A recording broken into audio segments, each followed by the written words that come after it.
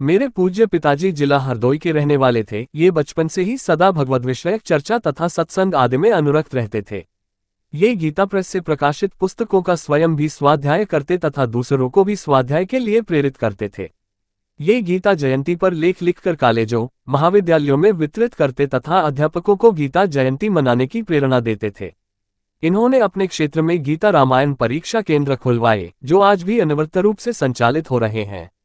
गृहस्थी का पालन करते हुए इनका संपूर्ण जीवन गीता, रामायण, भागवत विषयक प्रचार प्रसार करते हुए व्यतीत हुआ।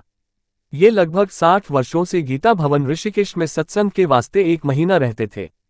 14 मई सन 2007 को ये गीता भवन ऋषिकेश के लिए अपने घर से निकले और वहां सत्संग का आनंद लिया।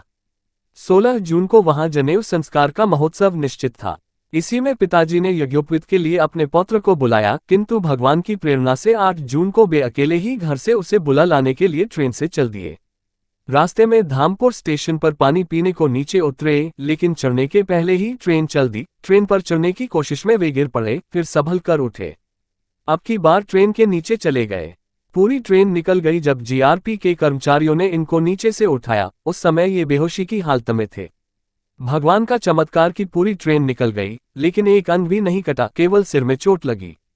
अस्पताल ले जाया गया, वहां ये बोलने लगे। घर का पता बताया, फिर 3 से 4 घंटे के बाद सदा के लिए शांत ब्रह्मलीन हो गए। दूसरे दिन जब थाने से सूचना मिली, तब हमने पार्थिव शरीर को ले जाकर अंत्येष्टि क्रिया आदि समस्त कार्य शास्त्रीय विधि से संपन्न किए। जीआरपी कर्मियों ने बताया कि ऐसी अद्भुत घटना हमने नहीं देखी कि पूरी ट्रेन निकल गई और शरीर ज्यों का त्यों ही रहा। अन्य कुछ न बोलकर केवल अपना समुचित अंतिम संस्कार कराने के लिए ही बोले और शांत हो गए। ये ईश्वर की चमत्कारिक कृपा ही है, अन्यथा हमें उनके विषय में कोई जानकारी भी न हो पाती और हम उनके प्रति अपने अंतिम दायित्व से भी वंचित रह जाते। हमें तो यही लगता है कि जो प्रभु के कार्य में अपना जीवन अर्पण करता है, उसकी सद्गति का जिम्मा स्वयं भगवान उठाते हैं।